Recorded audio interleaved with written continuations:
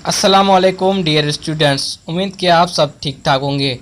तो आज के इस लेक्चर में हम पढ़ेंगे ब्रांचेस ऑफ बायोलॉजी के बारे में। तो सबसे पहले हम पढ़ेंगे intro of branches of biology के बायोलॉजी की ब्रांचेस किस बुनियाद पर आईं और कब आईं। Modern biology deals with the structure, function and many other descriptions of living things. जो जदीद बायोलॉजी आई है, मॉडर्न बायोलॉजी आई है, वो किस से ताल्लुक़ रखती है, वो किस से जो है किसके बारे में बताती है, वो बताती है स्ट्रक्चर के बारे में, किसी लिविंग ऑर्गेनिज्म के फंक्शन और अदर मेनी डिस्क्रिप्शंस जो भी हैं लिविंग थिंग्स के बारे में, उसके बारे में बताती है। Advance research during the 20th century has led to the division of biology into specialised branches. के 20 सेंचुरी में बहुत सारी रिसर्चें हुई जिसमें बायोलॉजी की डिवीजन्स में बहुत सारी ब्रांचें स्पेशलाइज्ड हुई, ज़ाहिर हुई। Some important branches are defined below. जो नीचे दी गई ब्रांचेज है वो अहम ब्रांचेज है। तो पढ़ते हैं। सबसे पहले है मॉर्फोलॉजी। आपको अल्फाज से ही अंदाज़ा लगाना है कि ये किस के बारे में हमें बता रही है। ये जो मॉर्फोलॉजी है वो ग्रीक लेटर से लिया गया है। ग्रीक लेटर मॉर्फ मीन्स के form, structure, shape. Logos means discuss means के स्टडी ऑफ के लिए, नॉलेज के लिए। The study of external form and structure of organism means के बाहर वाले शेप, बाहर वाले स्ट्रक्चर किसकी, लिविंग ऑर्गेनिज्म के बारे में अगर हम स्टडी करें तो उसको हम कहेंगे मॉर्फोलॉजी। जैसे आप मिसाल ले लें, अगर हम मिसाल ले लें हाथ का, उसके तो बाहर वाली स्ट्रक्चर क्या है, स्किन, तो उसको अगर हम उसकी स्टडी करेंगे तो वो कहेंगे कि ये मॉर्फोलॉजी है। नंबर 2 पे है एनाटमी। ये भी ग्रीक लफ्ज़ से लिया गया है। इना मीन्स पार्ट और up, Tom means cutting. The study of internal parts of body of living organism by cutting them open. ये क्या है, ये लिविंग ऑर्गेनिज्म के इंटरनल मीन्स के अंदर के जो पार्ट्स हैं उसकी स्टडी है, जिसको हम कट करके ओपन करें और उसके बाद उसकी स्टडी करें तो उसको हम कहेंगे एनाटमी। जैसे आप मिसाल ले लें, अगर ऑपरेशन होता है तो उस पर बेली की कटिंग होती है। बेली की कटिंग के बाद क्या होता है, अंदर के जो पार्ट्स होते हैं उसको कट किया जाता है, तो उसकी स्टडी को हम क्या कहेंगे, उसको हम एनाटमी कहेंगे। नंबर 3 पे है सेल बायोलॉजी। इससे आप अल्फाज से ही अंदाज़ा लगाएंगे कि ये सेल की स्टडी है। सेल्स कंपार्टमेंट, ग्रीक वर्ड है बायोस, लाइफ, लोगस, डिस्कस। तो study of cell and its organelle, क्या किसकी स्टडी करें हम, सेल की स्टडी करें और उसके ऑर्गेनेल की स्टडी करें। सेल का तो आपको पता है सेल क्या है। Cell is a basic structural functional unit of life, क्योंकि जो हमारी स्ट्रक्चर है वो भी सेल की बनी हुई है और जो फंक्शंस भी हम कर रहे हैं वो थ्रू सेल हम ही कर रहे हैं। अगर सेल नहीं होता तो हम भी नहीं होते।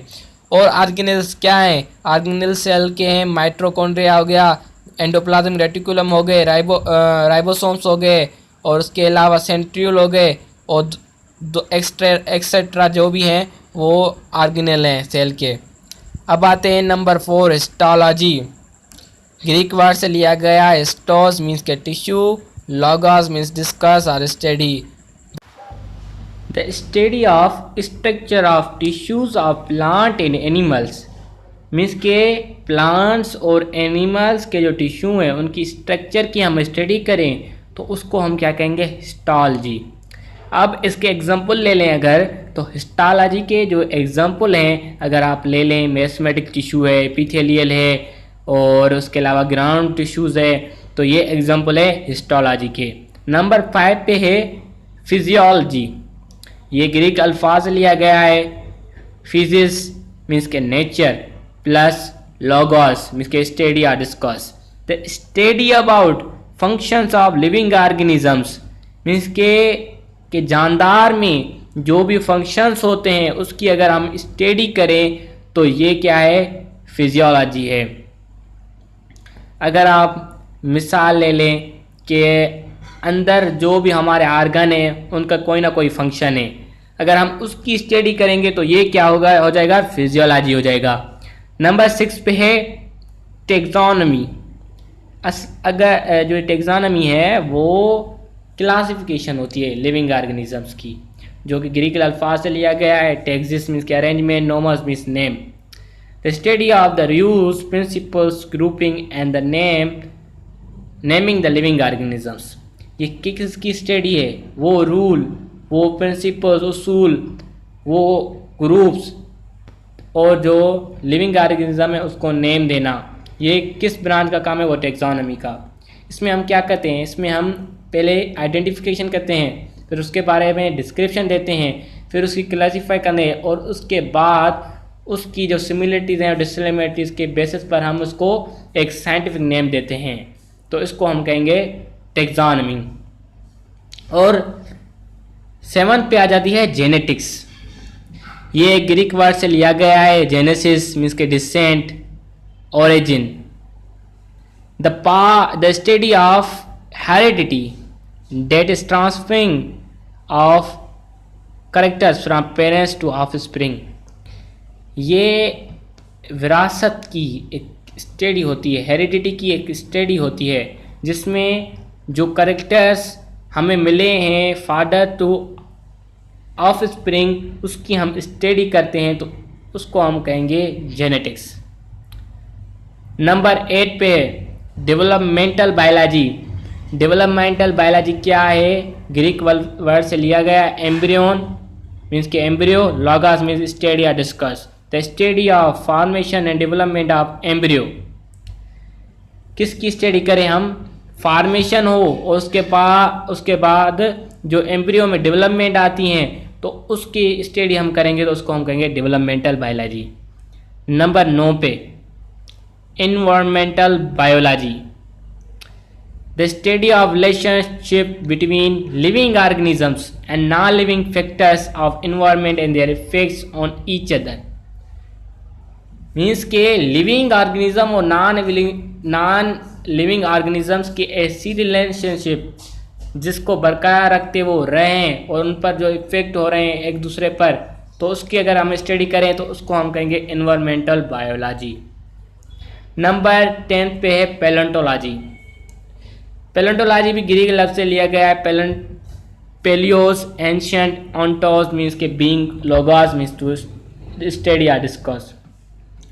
The study of remote past organic life with the help of fossils. Means के ऐसी चीज़ें, ऐसी ऑर्गेनिक चीज़ें जो कि पिछले ज़माने में रह गई और क्या बन गई, फॉसिल्स बन गई, तो उसके हम स्टडी करेंगे तो उसको हम कहेंगे पैलेंटोलॉजी। जो कि पुराने ज़माने में प्लांट्स थे या एनिमल्स थे, वो दफन हो गए, उसके बाद अंदर जो प्रोसेस होया उसके बाद उससे फ्यूल तैयार होया जो या दूसरी चीज़ें बाय प्रोडक्ट, तो उसकी हम स्टडी करेंगे तो उसको हम कहेंगे पैलेंटोलॉजी। पैलेंटोलॉजी की मैं आपको ये बताता चलूँ कि 2 ब्रांचेस होती हैं। अगर हम एनिमल्स की बात करेंगे तो पैलियोजूलॉजी, अगर प्लांट की करेंगे तो पैलियोबॉटनी। नंबर 11 पर है biotechnology. The study about techniques for manipulation of gene to bring the changes in structure and location of genes to achieve desirable characters is called biotechnology। इसको मैं आपको शॉर्ट में बता दूं कि ये ऐसी टेक्निक है जिससे हम एक जीन किसी का लेकर दूसरी जीन को लोकेट करें, मीन्स के उसमें डालें और उसमें जो डिज़ायरेबल कैरेक्टर है वो अचीव कर दे, तो उसके हम कहेंगे बायोटेक्नोलॉजी। जैसे आपने किसी जो कोई डिजीज़ होती है किसी को, तो सेहतमंद जो होता है उसका हम जीन लगा कर उसमें लगा देते हैं तो वो सेहतमंद हो जाता है।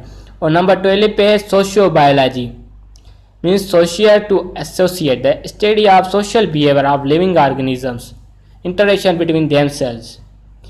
इसका मतलब क्या है, इसका मतलब ये है कि ऐसा सोशल बिहेवियर लिविंग ऑर्गेनिजम्स का जो इंटरेक्ट करे आपस में। जैसे मिसाल ले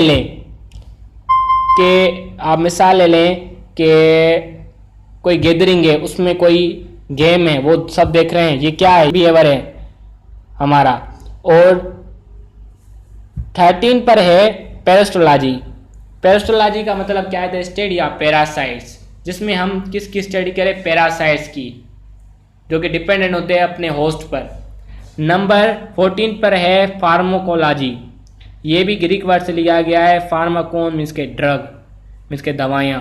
the study about action of drugs, drugs जो है उसके एक्शन की स्टडी अगर हम करें, दवाइयों के असर की अगर हम स्टडी करें तो उसको हम फार्माकोलॉजी कहेंगे। नंबर 15 पे है molecular biology. The study of organic molecules which constitute cell and its organelle, वो ऑर्गेनिक मॉलिक्यूल्स की स्टडी करें जो कि मिलकर सेल बनाते हैं और ऑर्गेनेल्स बनाते हैं उसके, जिसमें प्रोटीन्स आ जाती हैं, लिपिड्स आ जाते हैं, कार्बोहाइड्रेट्स जो आ जाते हैं, ये सारे ऑर्गेनिक मॉलिक्यूल्स हैं। तो ये मिलकर सेल और सेल के इस ऑर्गेनेल्स बनाते हैं। अगर आपको वीडियो पसंद आई है तो वीडियो को लाइक कर दें और हमारे चैनल को सब्सक्राइब कर दें।